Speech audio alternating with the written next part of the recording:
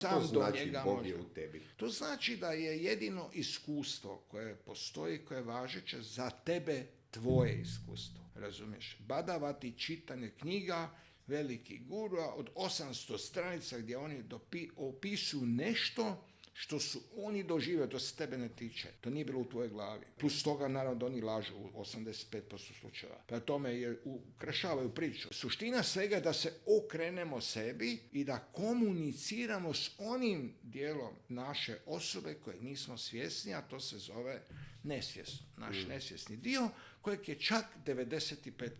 Znači, svi naši mentalni sadržaji u 95% slučajeva su nesvjesni. To nesvjesno je jedan kompjuter. Ti kad gledaš svijet oko sebe, tvoje oči upijaju milijarde informacija. Ti toga nisi svjestan.